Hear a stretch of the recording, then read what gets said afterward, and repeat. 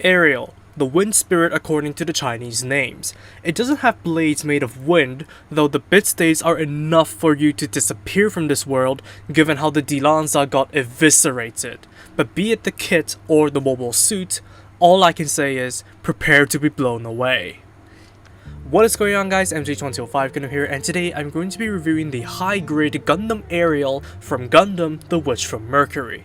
One of the only remaining traces of the forbidden Gundam units, it has been with Suletta Mercury since her childhood, enough to be considered a family member.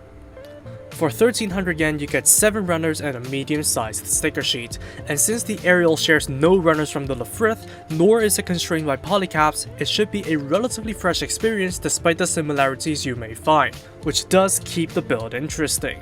The difficulty is also relatively low, but the final product will still surprise you as to how it resulted from an entry grade level build, as even without stickers, the Aerial doesn't look like it's missing anything too jarring, because even the eyes are a separate piece, though the clear pieces are way too translucent to go without stickers, and there is only a set of in-mold parts for the chest, so going entirely without stickers isn't the most viable option.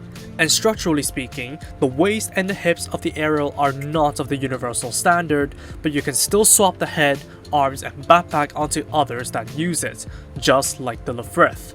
Oh, and have fun swapping legs with these guys. As previously mentioned, the high-grade Aerial looks stunning from a quick snap assembly. Generally, the Gundam Aerial is represented well with the accurate proportions, spot-on color choices, and faithful surface detail executed faultlessly.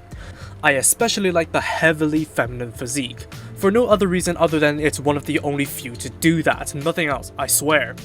Going back to the stickers, the only color correcting ones are for the shell units on the shoulders and the red circles on the abs.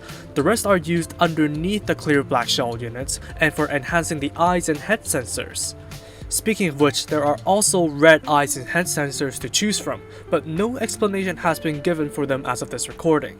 I'm guessing it's for when the Aerial reaches Permet score 4, though you can only build the Aerial in one of two modes due to the stickers and the in-mold parts only being provided for the chest shell units. Even then, the stickers don't quite shine as well as the in-mold parts, which results in an inconsistent sheen unless you decided to use the stickers with the clear black parts or to build the Aerial with the inactive shell units altogether.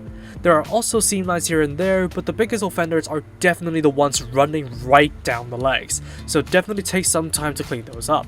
But as a whole, the high-grade Gundam Aerial definitely follows in the Lfrith's aesthetic footsteps, and even if you don't choose to touch it up and paint in the missing grey details, it still is presentable out of the box. For articulation, there is an L-shaped double ball jointed neck, but aside from getting caught on the collar from improper connection, it provides a wide movement range. The shoulders can swing out thanks to the ball jointed sockets, while they can also roll and rotate with no limitations. The shoulder armor can move up to make way for calling the teacher, awfully appropriate. There's a bicep swivel, single jointed elbow, and ball jointed wrists. There are decent ab crunches, and a full waist rotation. Front and side skirts can move, the legs can almost do the full front splits, and go past the full side splits. There's a very limited thigh swivel, double jointed C-clip knees, ball jointed ankle guard, a clip at the ankle, ball jointed toe, and a swiveling heel. Altogether, the Aerial's articulation is more limited compared to the Lfrith, but it's still outstanding nonetheless. It is also structurally solid, so all I can say is, have fun posing.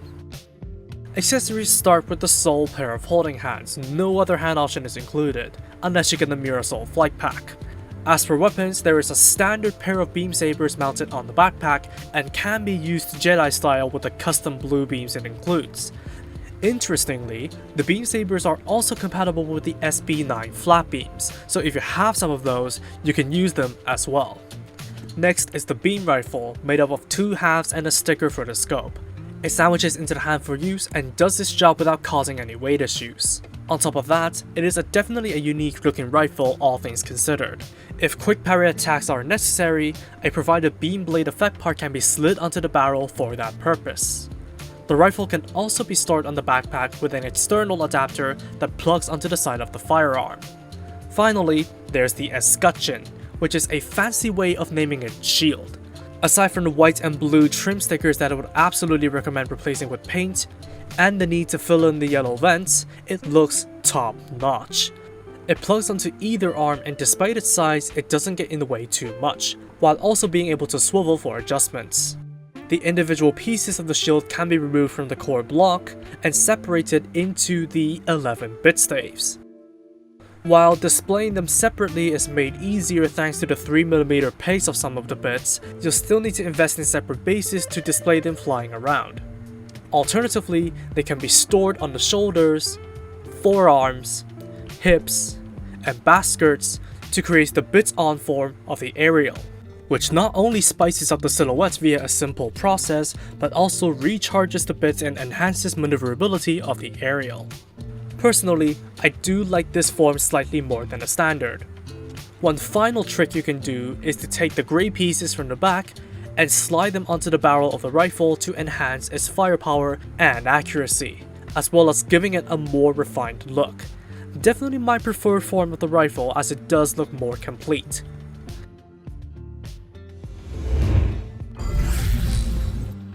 In conclusion, I will absolutely recommend the high-grade Gundam Aerial.